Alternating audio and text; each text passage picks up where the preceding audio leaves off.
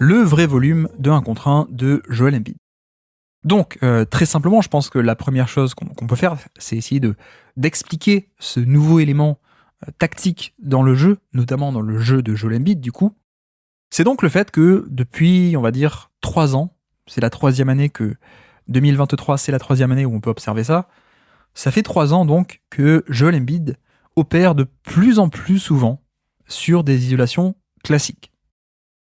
Mais, évidemment, il faut que je précise tout de suite, ce n'est pas des isolations ou des 1 contre 1 derrière la ligne à 3 points. Non, c'est pas encore devenu un arrière de périmètre. Enfin, il peut le faire parfois, mais là, on parle pas de ça. Là, je parle plutôt d'un exercice dans lequel il est beaucoup utilisé, et cet exercice, donc, ce sont des isolations relativement proches du panier et spécifiquement en tête de raquette.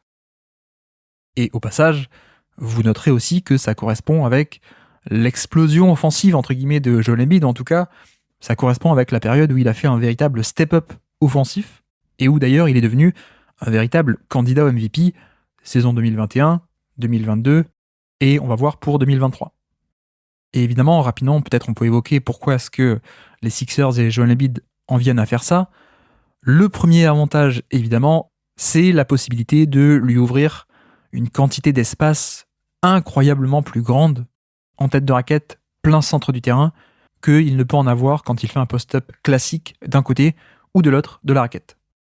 Puisque, oui, aussi on peut le préciser, pourquoi est-ce que depuis toujours on fait des post-up d'un côté ou de l'autre de la raquette ? C'est parce qu'on ne peut pas être directement sous le panier, évidemment.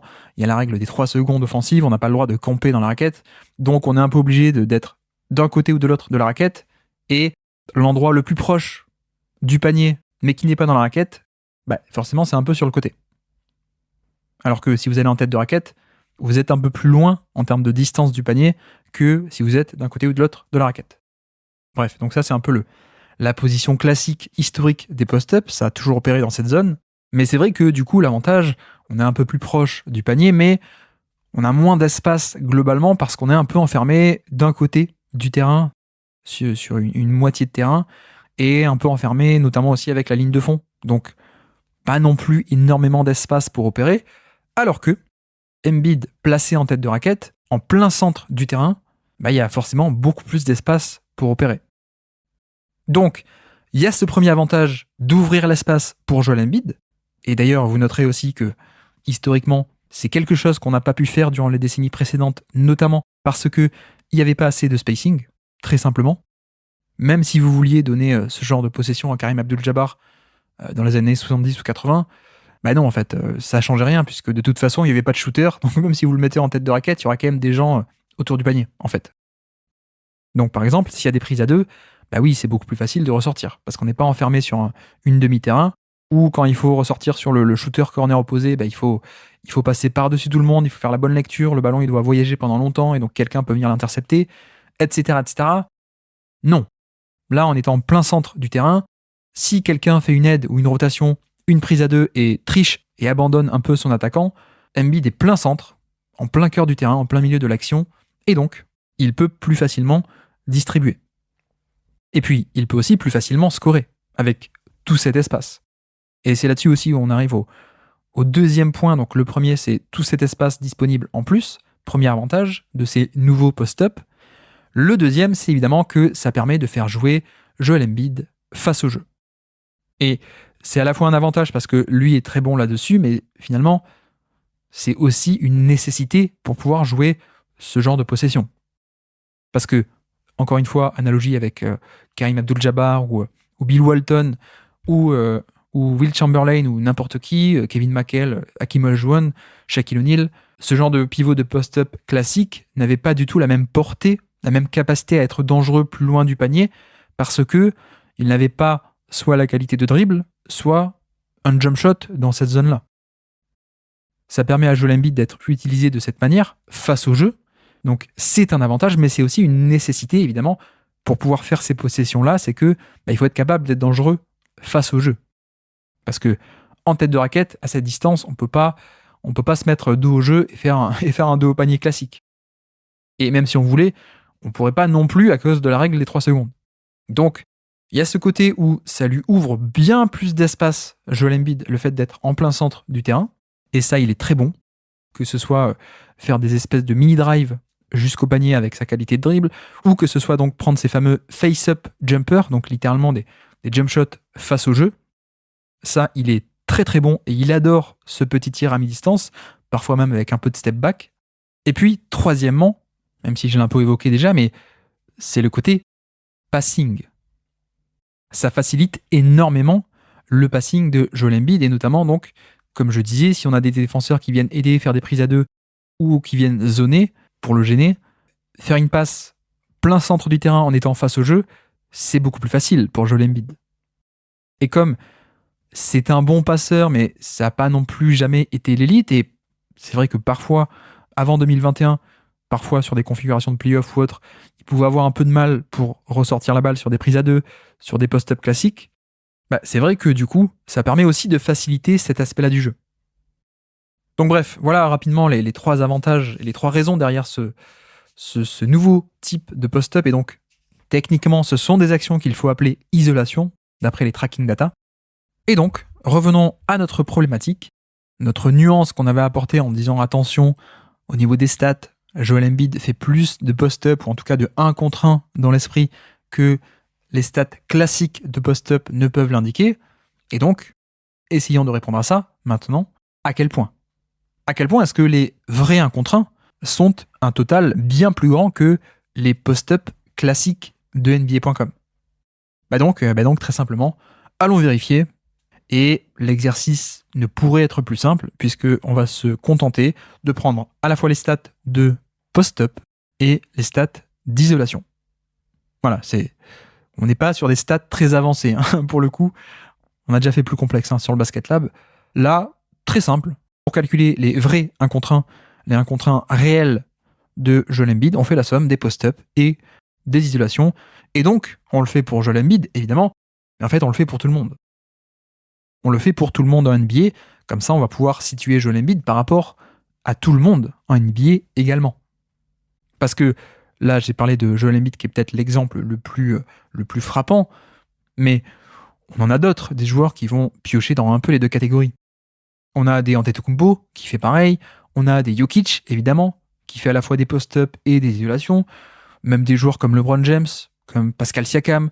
Voilà, c'est vrai qu'aujourd'hui c'est quelque chose de très très courant de voir quelqu'un qui fait du 1 contre 1, d'opérer à la fois sur des isolations dans le périmètre ou sur post-up.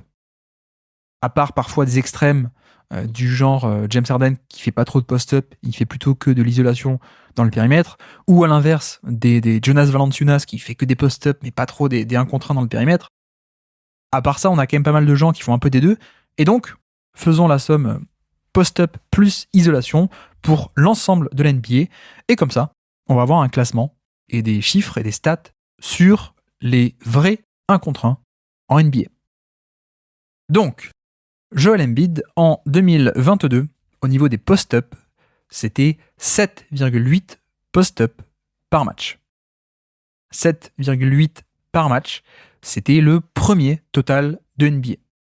Et c'était même le premier avec un écart très conséquent, puisque donc 7,8 par match, quasiment 8. Le deuxième du classement, c'était Nikola Jokic, avec à peine 5 par match. 5,2.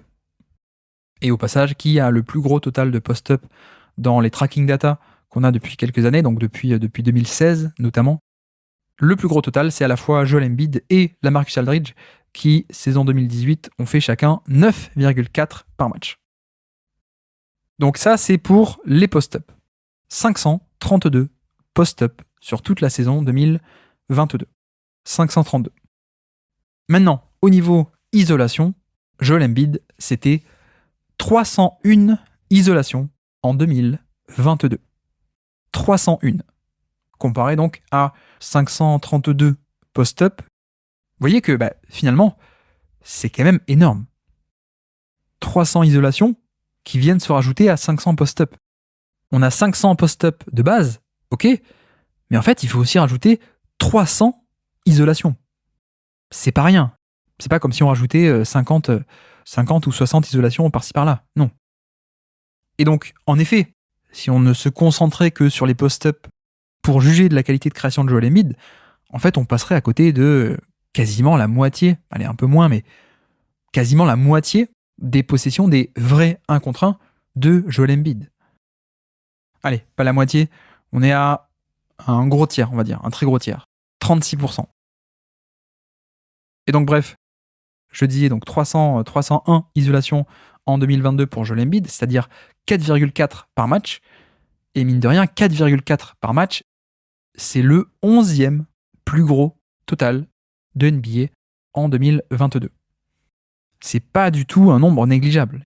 Il est quasiment top 10 en termes d'isolation également. Premier sur les post-up et quasiment top 10, 11e en termes de nombre d'isolations par match en 2022. Et par exemple, pour vous dire, à côté de lui, on a des Jason Tatum 4,7 par match, Trae Young 4,4, DeMar DeRozan 4,3 par match, un peu plus haut. Luka Doncic aussi, pour vous donner un ordre d'idée, était à 6,3, qui était premier de NBA, ou en tout cas tout en haut. Et pour vous dire aussi, comme je l'ai fait avec les post-up, quelles sont les meilleures saisons comptabilisées dans les tracking data de nombre d'isolations par match. Évidemment, c'est James Harden, c'est notre ami James Harden, qui, saison 2019, faisait 16 isolations par match en moyenne. 16. c'est quand même assez énorme.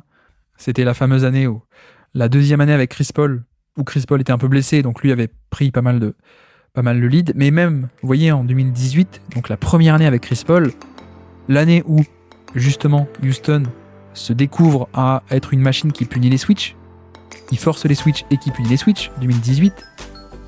L'année aussi où James Harden évolue depuis un joueur de pick and roll qu'il avait été surtout jusqu'en 2017. Là, en 2018, il devient une machine de 1 contre 1. C'était 10 par match cette saison-là pour James Harden. 10 isolations par match en 2018.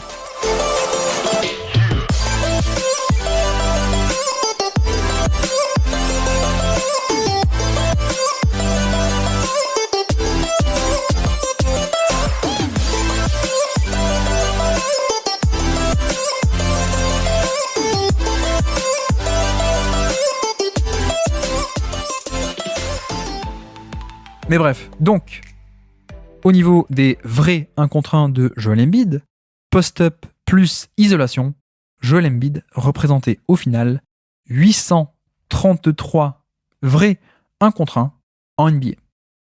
833 vrais 1 contre 1 en NBA. Deuxième du classement, par exemple, on avait Luka Doncic, qui était deuxième, qui fait aussi pas mal des deux. Julius Randle, qui fait aussi pas mal de, à la fois isolation, un peu plus loin du panier, mais aussi post-up.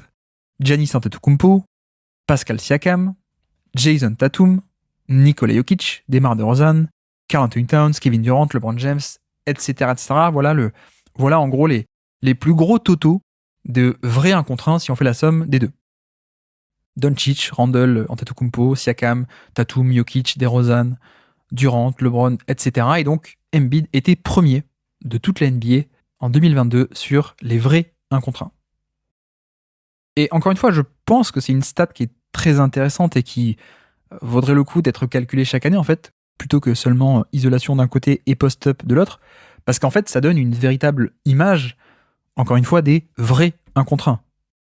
On fait pas une catégorisation, on prend tout ensemble, et on regarde qui sont sur des 1 contre 1, qui sont les plus gros volumes et qui sont les plus performants.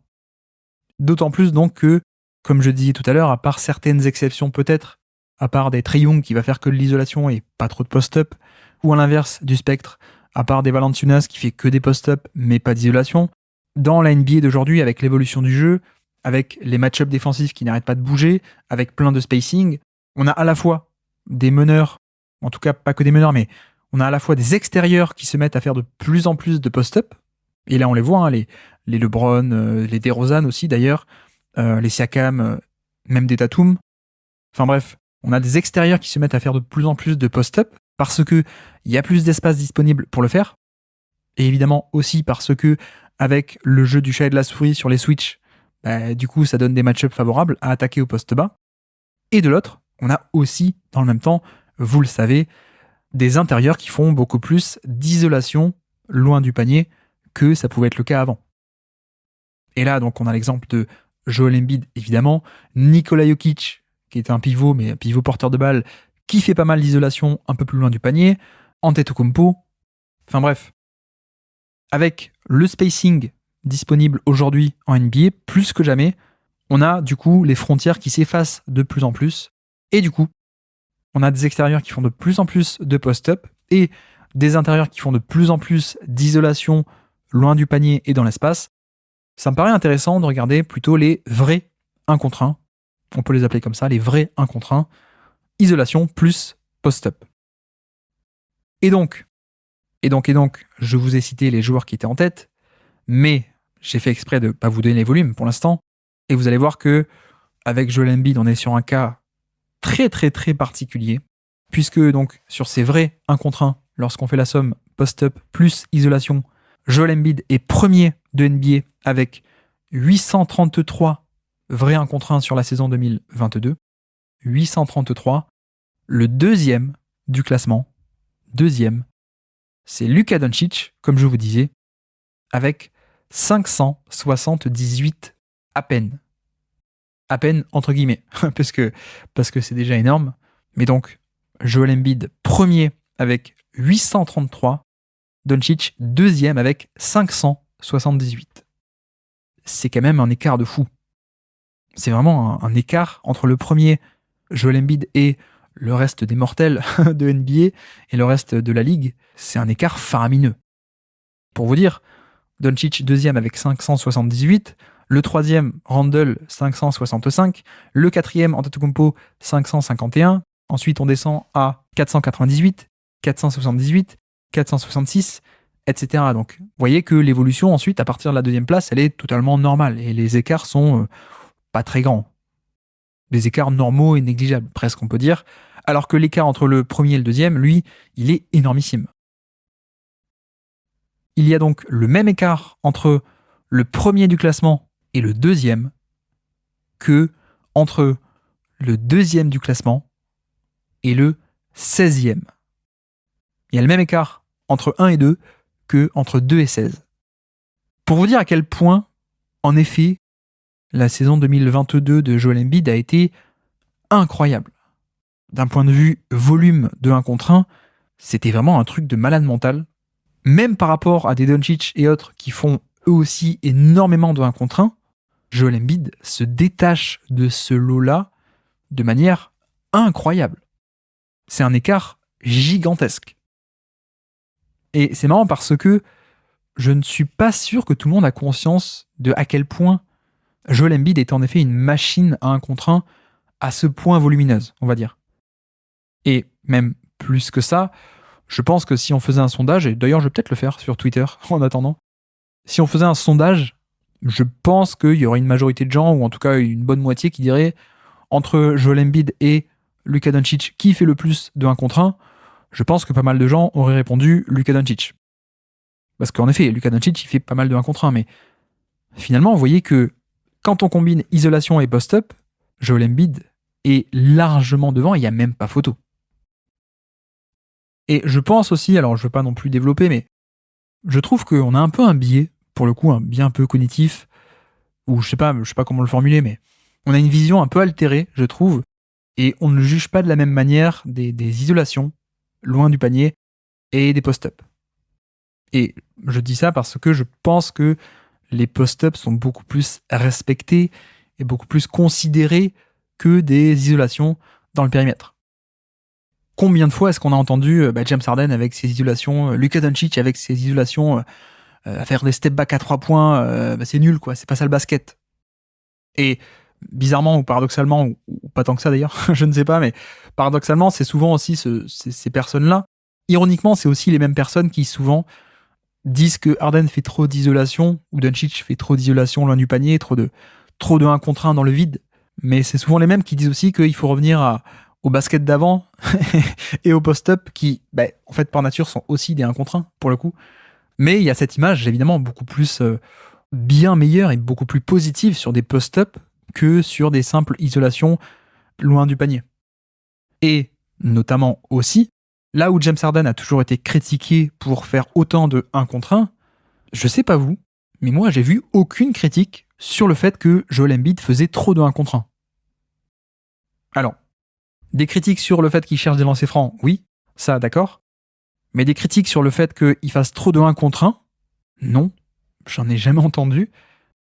Donc, 833 vrais 1 contre 1 sur la saison 2022, ça représente 12,25 par match.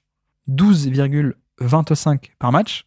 Rendez-vous compte, c'est plus que James Harden en 2018. C'est plus que la première année avec Chris Paul, quand Houston évolue pour être une machine qui force des switches et qui va battre les mismatchs sur switch. Le Harden de 2018, je vous ai cité le chiffre tout à l'heure, le Harden de 2018, c'était 10 isolations par match.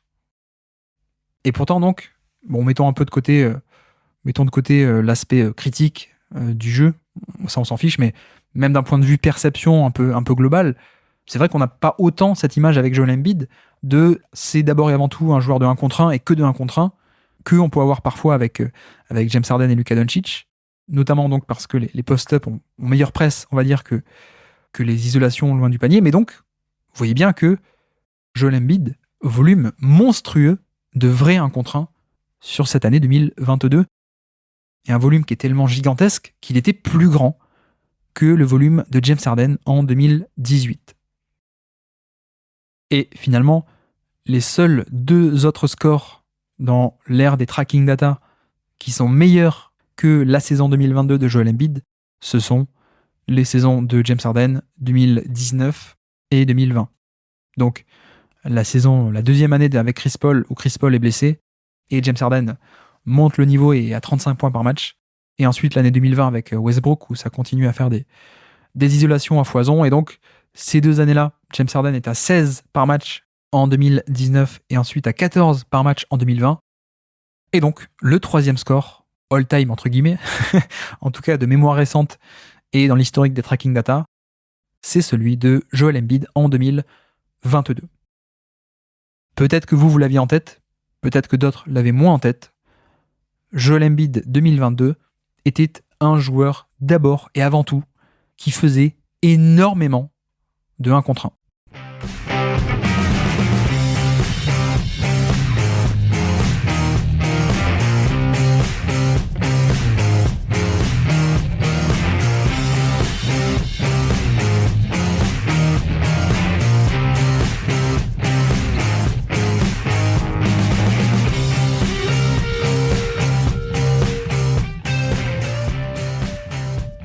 Bon, du coup, je pense que j'ai assez bien martelé l'idée que Joel Embiid était un volume de 1 contre 1 assez énormissime, à la fois post-up et isolation. Personne ne lui arrivait à la cheville en termes de vrai 1 contre 1 disputé en 2022. Donc, la partie volume, on l'a bien établi. Maintenant, ce que j'aimerais faire, du coup, évidemment, c'est m'intéresser à l'efficacité. Maintenant qu'on a bien établi qu'en termes de volume, Joel Embiid était monstrueux et 2 têtes au-dessus de tout le monde, en conséquence, qu'en est-il de son efficacité ? Donc, de manière séparée, si on reste sur les stats un peu décomposées de post-up d'un côté et isolation de l'autre. Du côté, d'abord, des post-up, Embiid, c'était 1,05 points par possession, 1,05. Et du côté isolation, 0,95 points par possession. Donc, pour le coup, Embiid était plus efficace, largement plus efficace au niveau des post-up plutôt que des isolations un peu plus loin du panier, un peu plus face au jeu et loin du panier. Mais finalement, c'est assez logique en un sens, puisque déjà, la moyenne NBA au niveau des jeux sur post-up, elle est plus haute que celle sur isolation, d'une part. Et puis d'autre part également, en termes de tir que Joel Embiid prend dans ces conditions, c'est vrai que sur des isolations en tête de raquette et face au jeu, il y a pas mal de jump shots qui sont donc des tirs avec moins de probabilité de rentrer que les lay-ups qui peuvent se créer beaucoup plus proches du panier via des post-up. Et puis, c'est pas seulement la différence entre des lay-ups au panier ou des fade-away proches du panier ou des hook shots proches du panier et des jump shots plus loin du panier qui, de manière logique, ont une probabilité de réussite plus faible. Il n'y a pas que cette différence-là, évidemment, il y a aussi le fait que sur des post-up, en attaquant plus proche du panier et surtout en étant plus physique, Embiid provoque aussi beaucoup plus de lancers francs sur des post-up. C'est normal. C'est plus facile d'obtenir des lancers francs en attaquant sur de la puissance dos au jeu ou même face au jeu, mais proche du panier. C'est plus facile d'avoir des lancers francs en étant physique sur du post-up que sur des isolations où il fait des step back à mi-distance. Et donc, qui dit plus de lancers francs dit aussi beaucoup plus de points faciles et de productivité au final sur les post-up que sur les isolations. Fin de la parenthèse, c'est un peu normal que Embiid soit plus efficace sur post-up que sur isolation. Et donc, ces chiffres-là, ils sont bien sympas, mais on ne sait pas ce que ça veut dire, et on ne sait pas où Joel Embiid se situe par rapport au reste de la NBA. Vous n'avez pas les chiffres en tête, vous n'avez pas l'échelle des valeurs en tête, moi non plus, donc regardons par rapport aux autres.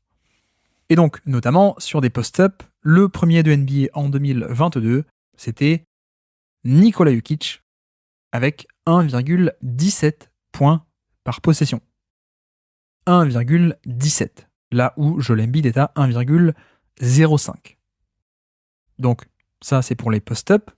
De la même manière, le meilleur scoreur d'isolation sur 2022, c'était DeMar DeRozan, 1,13 points par possession. Là où Joel Embiid est à 0,95.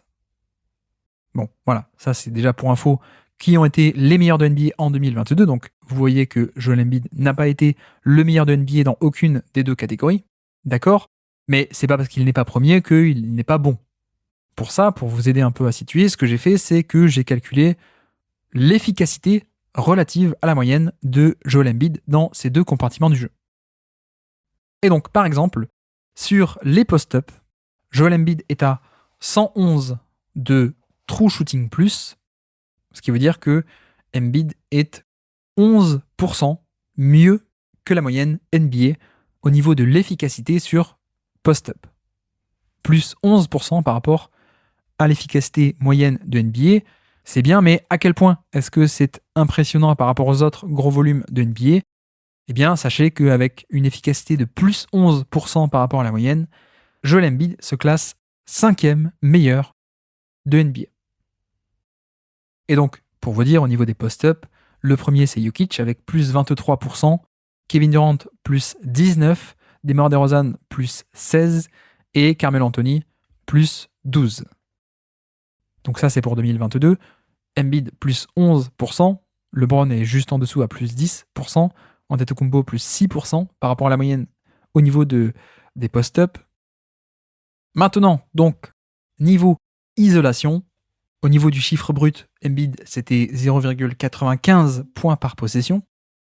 Et au niveau de l'efficacité relative à la moyenne, Joel Embiid était à 106 de true shooting plus 6% d'efficacité par rapport à la moyenne. Donc on est sur un scoreur au-dessus de la moyenne, mais c'est pas non plus incroyable. Et notamment donc par rapport aux joueurs NBA qui en 2022 ont eu des gros volumes de vrais 1 contre 1, donc post-up et isolation, minimum 200 vrais 1 contre 1, post-up plus isolation, minimum 200 sur la saison 2022. On a 34 joueurs qui répondent à ce critère. Joel Embiid se classe 18e sur 34. Voilà, c'est pas hyper impressionnant, plus 6% par rapport à la moyenne. Mais, à présent, qu'en est-il du chiffre d'efficacité globalisé ? Parce que là, encore une fois, ce qu'on a fait, c'est simplement regarder une catégorie et puis l'autre. Et c'est utile, mais bon, tant qu'à faire, maintenant qu'on est là et qu'on a notre tableur Excel ouvert et avec tous ces chiffres, essayons de calculer les efficacités globales. Et donc, première manière de faire, de manière très rapide et aussi très bourrin, c'est simplement de faire la moyenne. En fait, on prend l'ensemble des points, on le divise par l'ensemble des possessions jouées, et on trouve un chiffre, une moyenne très grossière et un peu bourrin, donc une moyenne de 1,01 points par possession. Et donc, sur cette moyenne, Joel Embiid se classe 10e sur 34. Donc ça, c'est la première manière de faire. la manière très grossière de faire la moyenne un peu en mode bourrin.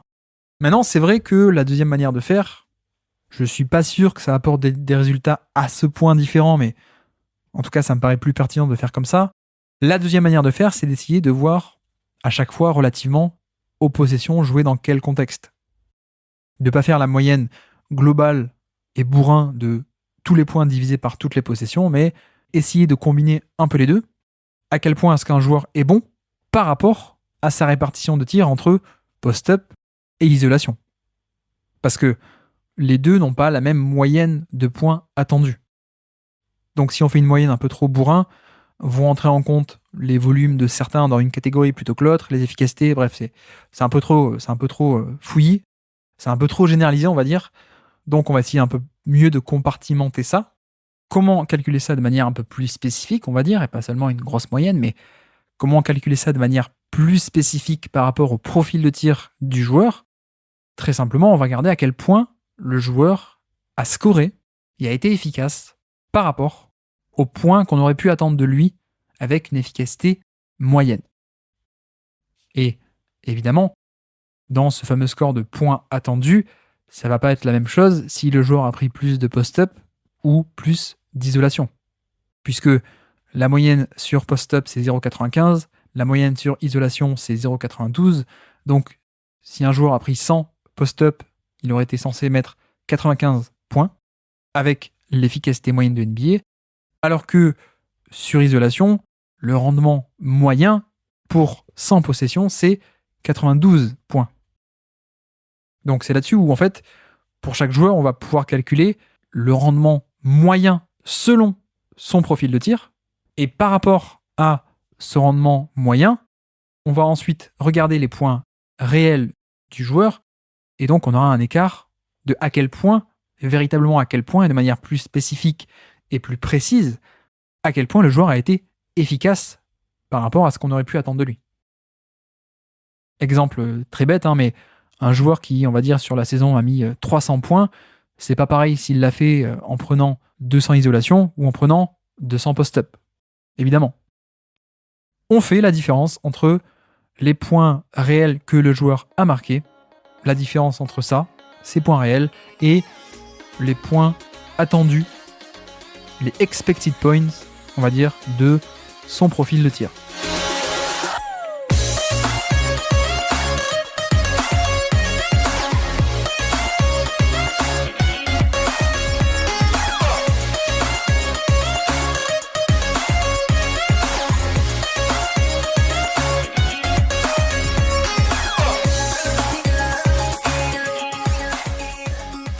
Bon bref, ça peut paraître compliqué, mais ne vous inquiétez pas, ça ne l'est pas du tout. Prenons le cas de Joel Embiid. Joel Embiid, en termes de points amassés sur la saison, on a dit sur les vrais 1 contre 1, Joel Embiid, c'est 845 points. 845 points. Les points produits sur des vrais 1 contre 1. Ok. Ce total était premier de NBA. En termes de chiffres bruts, c'était le meilleur joueur, celui qui a rapporté le plus de points via des 1 contre 1. Et maintenant, on va retrancher le nombre de points que le scoreur moyen aurait marqué d'après sa répartition de tirs. C'est-à-dire que Embiid a fait 532 post-up, donc on fait 532 fois l'efficacité moyenne 0,95. Et puis de l'autre côté, Joel Embiid a fait 301 isolations. On applique le score moyen de 0,90. Mince, je crois que j'ai dit 92 tout à l'heure, mais c'est 0,90. Donc 301 possessions fois l'efficacité moyenne 0,90. Voilà. On fait la somme des deux. Ce qui nous donne les points attendus avec une efficacité moyenne pour Joel Embiid sur post-up 505. Les points attendus avec une efficacité moyenne sur isolation 270. La somme des deux, 776 points. Donc 776 points d'efficacité attendue avec l'efficacité moyenne, sachant qu'en vrai, il en a marqué 845. 845 points réels contre 776 points attendus pour le scoreur moyen qui a le profil de Joel Embiid. Et donc, ce qui nous donne un surplus de points de 68,7. Le scoreur moyen aurait dû marquer 776 points. Lui, il en a marqué 845, ce qui veut dire qu'il avait une marge, un surplus d'efficacité de plus 68. Et donc, ce surplus, c'est le 5e meilleur de NBA. 5e meilleur de NBA. Sachant que les joueurs avec le plus de points bonus, le plus gros surplus d'efficacité par rapport à la moyenne des tirs qu'ils ont pris dans les conditions où ils les ont pris. En premier, on a Nikola Jokic avec plus 98 points par rapport à la moyenne de son répertoire, plus 98. DeMar DeRozan, plus 93. Luka Doncic, plus 82.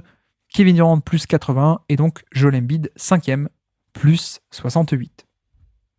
Sauf que, évidemment, vous y avez sans doute pensé, on n'a pas encore fini. Puisque là, on a fait l'écart de points de chiffres bruts, mais ça ne nous donne pas totalement une idée de l'efficacité, puisque ça dépend aussi beaucoup du nombre de possessions que le joueur a joué. Plus un joueur va jouer de possessions de 1 contre 1, de vrai 1 contre 1, plus il va être capable d'accumuler des points, et donc un surplus qui va être gros. Donc, solution très simple pour avoir la vraie efficacité par possession, on prend ce fameux surplus et on le divise par le nombre de possessions totales du joueur sur des vrais 1 contre 1. Et donc, ça va nous donner non pas un surplus de points, mais des points par possession, puisqu'on divise un total de points par des possessions. Et des points par possession, c'est évidemment l'efficacité. J'espère que j'aurais pas perdu beaucoup de monde avec mes explications totalement nulles, mais je vous assure que c'est très simple, on prend le total de points, on regarde à quel point il a mis plus de points que le rendement moyen de NBA, on fait cette différence, ça nous donne un surplus, et pour savoir à quel point le joueur est efficace, on regarde à quel point il a fait ce surplus par rapport à son nombre de possessions, et donc surplus divisé par nombre de possessions, ça nous donne l'efficacité, très simplement.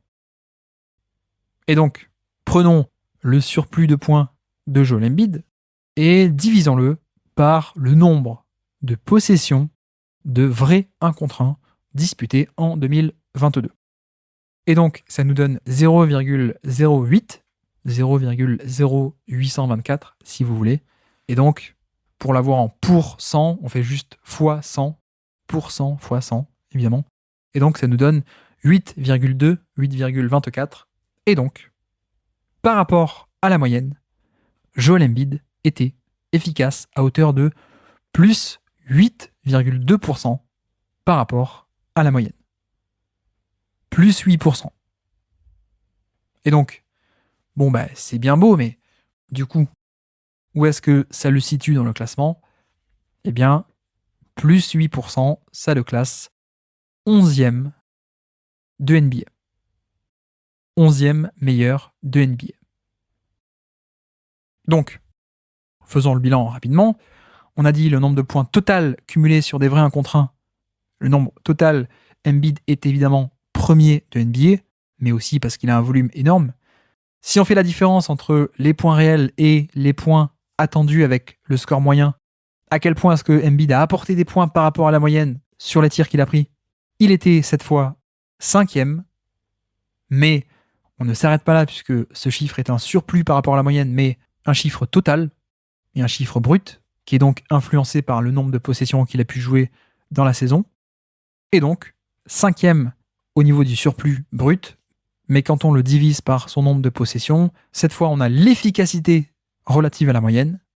Joel Embiid est à plus 8% et il est 11e de NBA. Et donc, oui, c'est bien. C'est bien d'être à ce point efficace, plus 8% par rapport à la moyenne quand on a un tel volume, pour le coup. Mais c'est vrai que non, c'est pas non plus le meilleur scoreur de 1 contre 1 en termes d'efficacité. Il n'est que 11e, que 11e sur 34 joueurs avec un gros volume de vrais 1 contre 1 joués. Donc c'est vrai que énorme volume et on lui donne encore et encore des ballons poste bas ou sur isolation, il n'y a pas de souci. Mais c'est vrai que c'est pas non plus le meilleur en termes d'efficacité. Il y a plein de répercussions dans le jeu, mais c'est vrai que si on se concentre sur le scoring, Pour finir, ce que j'aimerais faire, c'est comparer du coup la productivité et l'efficacité de Embiid avec d'autres saisons, elles aussi historiques en termes de volume de 1 contre 1.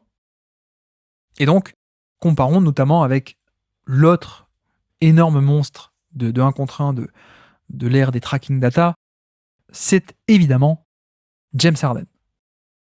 Harden qui, chez les Rockets, entre 2018, 19 et 20, a fait 3 saisons qui sont soit au niveau, soit meilleures que celle de Joel Embiid en termes de volume de 1 contre 1.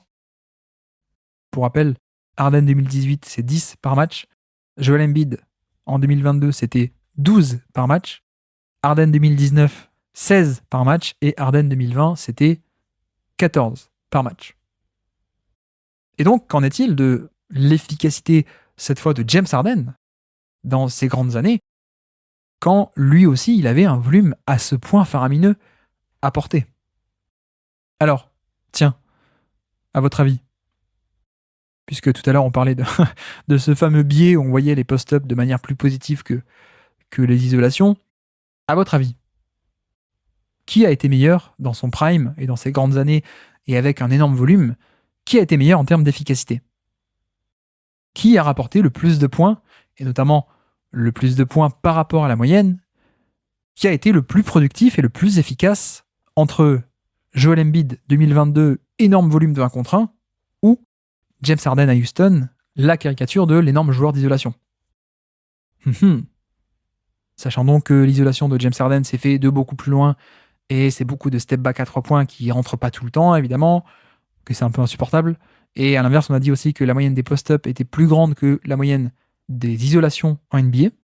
0,95 points par possession contre 0,90 pour de l'isolation. Alors, à votre avis? Eh ben non, en fait, il n'y a pas photo. Il n'y a pas photo, et en fait, James Harden était largement meilleur. Il n'y a même pas photo. Mais vraiment pas. Par exemple, prenons la saison 2019. Saison 2019 de James Harden, c'est l'année, vous savez, où Chris Paul est blessé, et c'est l'année où il fait 16 isolations par match, le plus gros total, en tout cas de mémoire récente. La saison où c'était un peu une absurdité, une caricature du James Harden qui ne fait que de l'isolation, il prend la balle, il dribble pendant 24 secondes et il fait son truc, il fait des marchés ou alors il fait des step back à 3 points. Ok, on connaît l'histoire, bref. Et donc, pareil, on fait le même procédé que pour Joel Embiid. On prend les points réels de James Harden, on retranche les expected points avec la moyenne de NBA, on fait ce différentiel, donc 1415 divisé par 1140, ça nous fait un surplus de 275 divisé par le nombre total d'isolations cette année-là, 1280, ce qui nous fait une efficacité relative à la moyenne de plus 21%. Plus 21% d'efficacité par rapport à la moyenne pour James Harden. Et si on reportait ce chiffre-là dans le tableau qu'on a fait tout à l'heure de 2022, eh ben en fait, il serait premier à égalité avec Nikola Jokic. Donc vous voyez que finalement, et je suis d'accord avec vous, ça pouvait être totalement insupportable à certains moments, mais bon, le fait est que c'était extrêmement efficace. C'était le meilleur de NBA, et si on le reportait aujourd'hui, ce serait encore le meilleur de NBA à égalité avec Nikola Jokic. Et sa saison totalement délirante, Jokic, en 2022. Le surplus d'efficacité, à quel point est-ce que James Harden apportait des points et de la valeur par rapport à la moyenne NBA de l'époque, c'était plus 21% par rapport à la moyenne, c'était l'équivalent de Nikola Jokic qui est absolument monstrueux en 2022. Et donc, notez aussi, je rappelle, Embiid, c'était seulement plus 8%. Plus 8%. Là où Harden, en 2019, avec donc ces fameuses isolations à n'en plus finir, bah mine de rien, c'était plus 21%. Un écart assez énorme. Et même, on va pas s'arrêter là. Prenons aussi la saison 2018 pour s'amuser, puisque saison 2019, c'était le paroxysme en termes de volume d'isolation pour James Harden, hein. C'était plus de 16 par match. En 2018, c'était à peine 10 par match, puisque Chris Paul était à côté et il était en forme. Donc à peine 10 par match, mais En termes d'efficacité, Harden 2019, c'était 1,10 points par possession. Harden 2018, l'année d'avant, c'était une efficacité d'isolation de 1,22. 1,22 points par possession sur isolation en 2018. Et donc, même chose, on prend le nombre de points total générés par Harden sur isolation, 877. On retranche le nombre de points attendus, les expected points, donc la moyenne d'isolation fois le nombre de possessions d'isolation qu'il a joué, 640. Le scoreur NBA moyen avec ce même nombre d'isolation aurait scoré 640 points. Et donc, 877 points réels moins 640 points attendus, ça nous fait un écart de 237 de surplus par rapport à la moyenne. Et quand on le divise par le nombre de possessions d'isolation, 719, ça nous fait une efficacité relative à la moyenne de plus 32% d'efficacité. Je répète, James Harden sur ses 1 contre 1 en 2018, c'était plus 32% d'efficacité par rapport à la moyenne. C'est absolument fantastique. C'est absurde. Ça n'a aucun sens. Donc, encore une fois, oui, c'est pas beau à regarder, vous n'êtes pas obligé d'aimer, mais punaise que c'était efficace, quoi. Plus 32% d'efficacité par rapport à la moyenne des 1 contre 1, c'est absurde. C'est totalement absurde. Ça n'a aucun sens. Donc, certes, le volume était légèrement plus bas que celui de Embiid en 2022, puisque Embiid c'est 12 par match, Harden c'était un peu plus de 10 par match, donc légèrement plus bas, mais quand même parmi les tout meilleurs volumes de NBA. Bah, d'ailleurs, je crois que ça doit être le 4e ou 5e plus gros volume par match depuis les tracking data, finalement. Donc, volume énormissime, et sur ces volumes énormissimes de vrais 1 contre 1, et pas mine de rien, Joel Embiid c'est plus 8%, et Harden en 2018, c'était pas le double, c'était pas le triple, c'était le quadruple. C'était le quadruple. C'était plus 32% d'efficacité par rapport à la moyenne.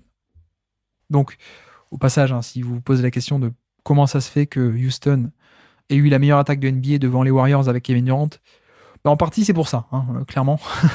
En partie c'est pour ça. C'est parce que Harden était absolument aberrant, au point même que l'attaque avec Harden et Chris Paul a fait un meilleur score d'offensive rating que les Warriors avec Kevin Durant. Donc bref, voilà. Je trouvais ça un peu intéressant de finir avec ça, cette comparaison que vaut l'énorme volume de Joel Embiid en termes d'efficacité par rapport aux autres énormes volumes qu'on a pu comptabiliser dans les tracking data, dans l'ère des tracking data. Ben, au final, oui, c'est pas mal, mais on a déjà vu mieux. Il est à peine à plus 8%, alors qu'en NBA, on trouve des Jokic à plus 21% la même année, des Kevin Durant à plus 19%, des Doncic à plus 14%. C'est pas le meilleur, le plus efficace, le plus dangereux scoreur de 1 contre 1 de NBA en 2022. Certes, si on le compare également aux rares autres fois où on a vu un joueur avec un aussi gros volume de 1 contre 1, notamment James Harden, non plus. C'est pas au même niveau. Harden, il fait du plus 21% et même du plus 32%, là où Embiid est à plus 8%. Et donc voilà. Il n'y a pas de leçon à en tirer, forcément. En plus, je n'ai pas fait tout ça pour vous prouver quelque chose. C'est vraiment, je suis parti sur les stats et on a découvert ce qu'on a découvert. Donc il n'y a pas du tout de but caché ou de message caché à vous vendre à travers ces stats. C'était pas une démonstration. Mais simplement, voilà, on a les chiffres devant nous. Et c'est vrai que, de facto, oui. Embiid, énorme volume de 1 contre 1, et avec une efficacité qui est sympathique, voire même très sympathique, qui n'est pas au niveau des tout meilleurs de NBA ou des tout meilleurs d'histoire récente, de mémoire récente, que peuvent être Harden, Jokic, Doncic ou Kevin Durant, ok, mais ça reste quand même une productivité très intéressante. Et puis surtout, rappelons-le, avec Joel Embiid, on a aussi par ailleurs et en même temps une autre valeur qu'on n'avait évidemment pas avec Harden, c'était la défense. Et donc c'est vrai qu'au final, le fait est simplement que on a quand même un joueur de top niveau, vraiment, qui à la fois est capable d'encaisser un volume énormissime de 1 contre 1, et donc d'être le moteur offensif de l'équipe de cette manière. Le jeu peut passer par lui dans des proportions énormissimes, donc première valeur. En plus, il rend ça très bien avec une productivité et une efficacité qui est très bonne, à défaut d'être élite ou historique carrément, mais elle est très bonne.